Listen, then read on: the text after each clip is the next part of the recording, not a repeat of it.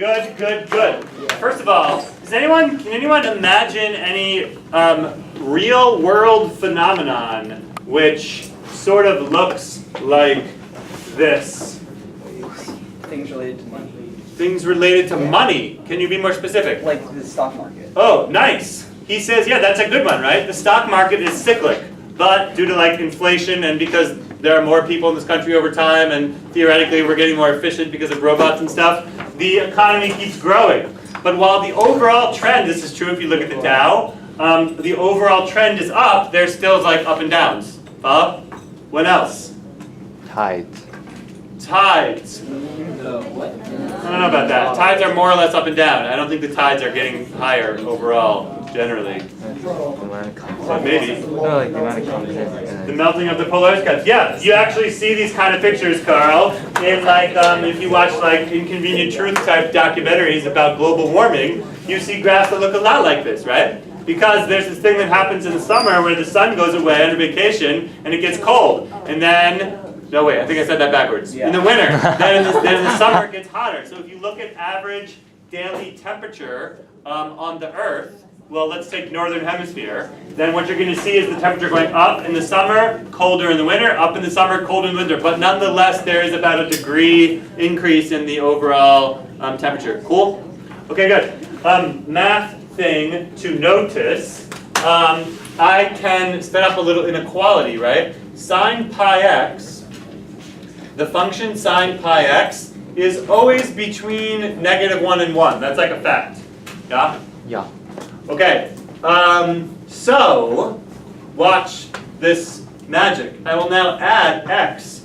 This is just a fact about the sine function, right? If I add x to all three sides of this inequality, I get x plus sine pi x is contained between x minus 1 and x plus 1.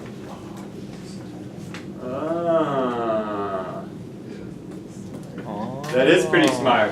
In other words, this function that we are looking at always lies between x minus 1 and x plus 1.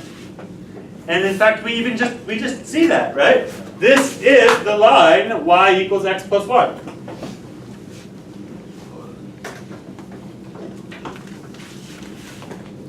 Oh, so cool. Yeah, it is so cool. This is the line, y equals x minus 1. This has a name, it is called the envelope. The envelope of this function is a pair of functions which this function is contained within. Who's with me? Okay, let's try to squeeze one more in before the bell rings. Turn to the next page. Yeah, we got like 4 minutes and a half. X sine x. This I believe you never did with dials. Oh, yeah, that's cool. It's bad. Why is it in pies? Oh, are we doing it? What do you mean? It's going to be in pies. Yes.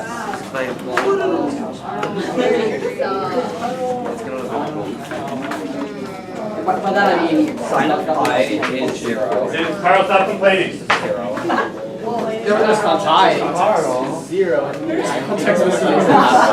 Alright, why is there a weird giant X on the paper? Yeah, Reynolds like, duh, that is the envelope. Reynolds, can you be more specific? Why is that the envelope? Yeah. Someone take over. Brian, why is that the envelope, not Mars? Because that's like the highest point. I mean, you define the envelope, like I don't. Oh, I know. But it's like No, but redo the same argument, kind of like we did a second ago. all right. So if you have like Start with sine x. Yep. yeah, it's just like the highest it could be is 1. Yeah. So it'll never be greater than X. yeah x. Matt Mars would like to remind us that sine x is always between -1 and 1. Okay. Supposing that x is positive for the moment, continue with your analysis. So So it's yeah. it's always It'll gonna never be be plus greater than X. greater than x or less than negative x. Yeah, now we just multiply through the inequality by x. You guys, I thought that was pretty clear, right? Yeah. Yeah, if you multiply through this inequality by x, then we have that x sine x is always between negative x and x. Bobby, you cool? So we just proved something about our function. We proved that our function always lies between negative x and x. All right, cool. That's exactly what we see here. All right, and then when is the function like 0, for example? Pi plus Yeah, sine of pi is always 0. So I think it's going to be 0, like all these, it's going to be 0, yeah? So yeah. Okay, and then what else can I do? Plot some more points.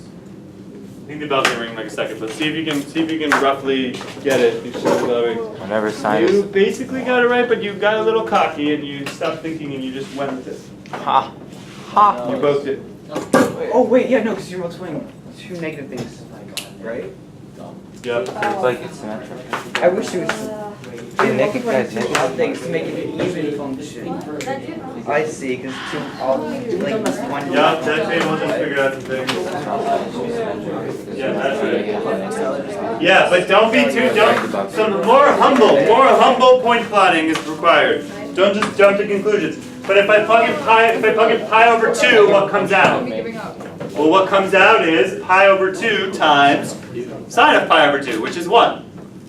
So where am I going to land? On the line. On the line. If I plug in 3 pi over 2, what do I get? On the line. I get 3 pi over 2 times sine of 3 pi over 2, which is negative 1. So that's why I'm going to land on the negative line, right? Because this is the line y equals negative. Do you guys see the value of the envelope? Indeed. Because I'm basically with these kind of periodic functions, what's going to be above or below. And then it's just going to kind of keep doing that.